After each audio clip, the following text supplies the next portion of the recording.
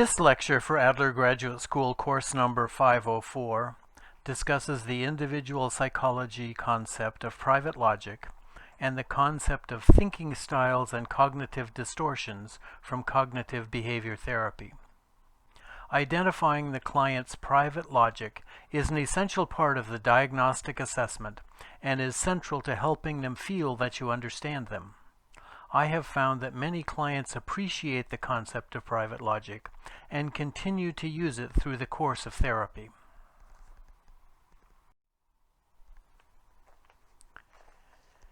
In his 1973 article, Rudolf Dreikurs describes the evolution of Adler's thinking about private logic from a sign of abnormality and maladjustment to one manifestation of the biased apperception. This evolution was fueled, at least in part, by the increased focus on social interest as an indicator of mental health. The term private logic is reportedly used interchangeably with private sense, private intelligence, private world, personal intelligence, and isolated intelligence. Whenever Adler used any of these terms, he used them in contrast to common sense or reason. In contemporary individual psychology, every human being develops beliefs about self, others, and the world in order to cope efficiently with the world. These beliefs are collectively referred to as the style of living of the person, defining the belief substratum to behavior. And these beliefs are unified by the person striving to overcome felt inferiorities and their movement toward a fictional final goal of significance. It is assumed that the person is acting as if the behavior were an intelligent response to the situation, given the requirements of their private logic. Common sense is that understanding and evaluation of life that is held in common by the broader community and is more commonly suited to the needs of the situation, the world as it has come to be. The level of social interest inherent in the private logic is the extent to which it is congruent with the common sense.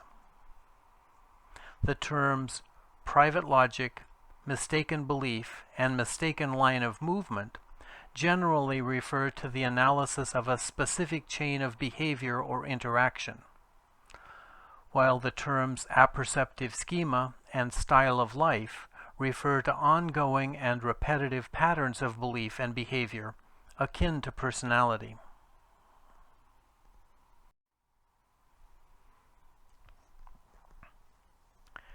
Albert Ellis elaborated the private logic construct by theorizing that psychopathology was the result of processing events through an irrational belief system.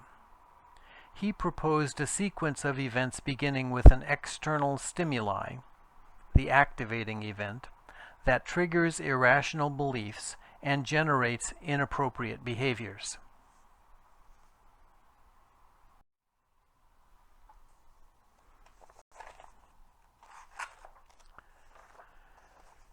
This is the model that Podesky and Mooney proposed to educate clients about the cognitive behavioral approach to therapy. They talk about how all of us live in an environment and are affected by both our current and our past environments. The other four components of the model, thoughts, biology, mood, and behavior, are described as connected and interacting with one another, so that changes in one area produce changes in the other areas. This echoes the holistic perspective of individual psychology.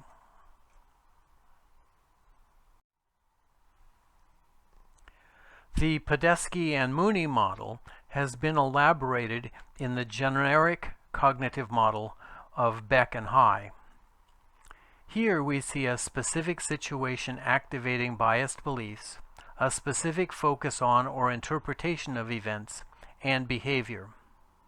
Thus, various triggering situations have the ability to draw the person's focus and activate a mistaken belief and behavior.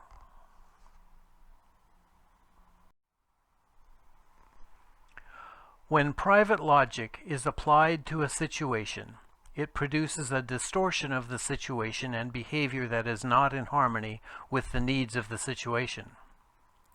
Ellis called it irrational thinking, and various cognitive behavioral therapists refer to cognitive distortion or thinking errors.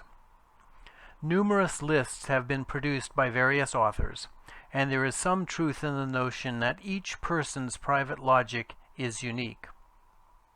I have found this list of 9 thinking errors to be useful in writing a diagnostic formulation. Overgeneralization is taking an isolated incident and using it to make a wide generalization. Filtering is a focus on certain, usually negative events while ignoring the rest. Polarizing is black and white thinking. Catastrophizing is expecting disaster to strike no matter what. Personalizing is a distortion where the person believes that everything others do or say is some kind of direct and personal reaction to them. Shoulding is having a list of ironclad rules and standards. Mind reading is assuming you know what people think without having sufficient evidence. Labeling is the use of global traits, usually negative, based on limited or stereotypic thinking. Blaming is a focus on the other person as the source of negative feelings and experiences.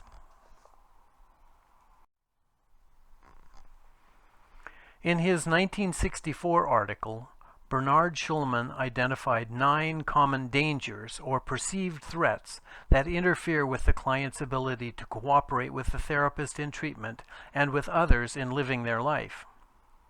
I think of this as a list of various felt inferiorities that different people strive to avoid. While clients are sometimes fully aware of these perceived threats, Shulman notes that clients are often unaware of feeling threatened and of the behavioral and psychological strategies they use to protect themselves and avoid the perceived danger.